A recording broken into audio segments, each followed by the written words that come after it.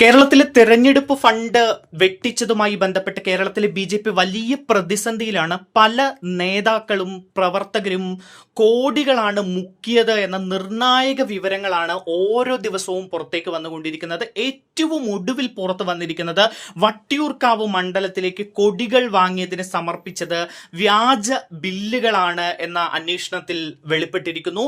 വാമനപുരം കണിച്ചോട് ഭാഗത്തെ ബി.ജെ.പി പ്രാദേശിക നേതാവിന്റെ പലചരക്ക് കടയുടെ ബില്ലുകൾ ഉപയോഗിച്ചായിരുന്നു ഇവിടെ തട്ടിപ്പ് നടത്തിയിരിക്കുന്നത്. കടയിൽ കൊടികൾ വിൽക്കാറില്ല എന്ന് കടയുടമ തന്നെ മാധ്യമങ്ങളോട് വെളിപ്പെടുത്തുന്ന ഒരു സാഹചര്യം ഉണ്ടായിരുന്നു. എന്തായാലും വലിയ രീതിയിലുള്ള വെട്ടിപ്പിന്റെ കഥകളാണ് ബി.ജെ.പിയിൽ നിന്ന് പുറത്തു വരുന്നത്. തെരഞ്ഞെടുപ്പ് ഫണ്ട് കേരളത്തിന് കേന്ദ്രം നൽകി കേരളത്തിലെ ബി.ജെ.പി അത് മുക്കാലും വെട്ടിച്ചെടുത്തിരിക്കുകയാണ് എന്ന വിവരങ്ങൾ പുറത്തു വരുന്നു. പാർട്ടി കൊടിയും ചിഹ്നവും വിതരണം ചെയ്തത് മുതൽ സോഷ്യൽ മീഡിയ പ്രചാരണം വരെയുള്ള കാര്യങ്ങളിൽ ക്രമക്കേട് നടത്തി നേതാക്കൾ കോടികൾ തട്ടിയെടുത്തതായി ബി.ജെ.പി കേന്ദ്ര നേതൃത്വം ചുമതലപ്പെടുത്തിയ ഓഡിറ്റിംഗ് സംഘം തന്നെയാണ് കണ്ടെത്തിയിരിക്കുന്നത്.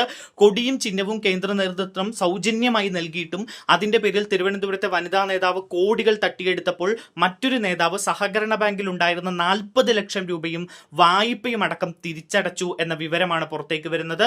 വായ്പയടക്കം തിരിച്ചടച്ച് ലോൺ ക്ലോസ് ചെയ്ത ഒരു സാഹചര്യം. സോഷ്യൽ മീഡിയ കൈകാര്യം ചെയ്തയാൾ 17 ലക്ഷം രൂപയുടെ കാറ് EMI ഇല്ലാതെ റൊക്കം കാശിന് സ്വന്തമാക്കുകയും ചെയ്തു. ഏലം വിറ്റ് കാറ് വാങ്ങിയതാണ് എന്നാണ് ഈ നേതാവിന്റെ ഒരു വിശദീകരണം.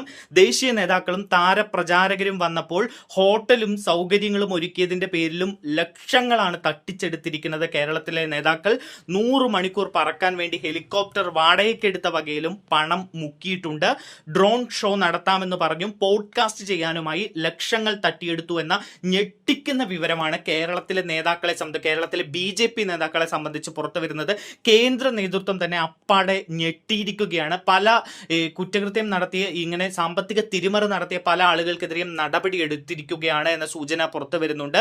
രാജീവ് ചന്ദ്രശേഖർ വിദേശത്താണ്. അദ്ദേഹം കേരളത്തിൽ എത്തിയാൽ തന്നെ കൂടുതൽ നടപടികളിലേക്ക് പോകും എന്ന വിവരം കൂടി പുറത്തു വരുന്നുണ്ട്. എന്തായാലും സംസ്ഥാന അധ്യക്ഷനായ രാജീവ് ചന്ദ്രശേഖറിന് ഇത് വലിയൊരു നാണക്കേടായിരിക്കുകയാണ്. മുൻപെങ്ങുമില്ലാത്ത വിധത്തിൽ കേരളത്തിലെ തെരഞ്ഞെടുപ്പിന് വേണ്ടി കേന്ദ്രം നൽകിയ ഫണ്ട് വലിയ രീതിയിൽ വകമാറ്റുകയും വെട്ടിക്കുകയും സ്വന്തം കാര്യങ്ങൾക്ക് ഉപയോഗിക്കുകയും ചെയ്തിരിക്കുകയാണ് നേതാക്കൾ. ഇത് കേരളത്തിലെ ബി.ജെ.പിക്ക് വലിയ നാണക്കേട് കൂടി ഉണ്ടാക്കിയിരിക്കുകയാണ്.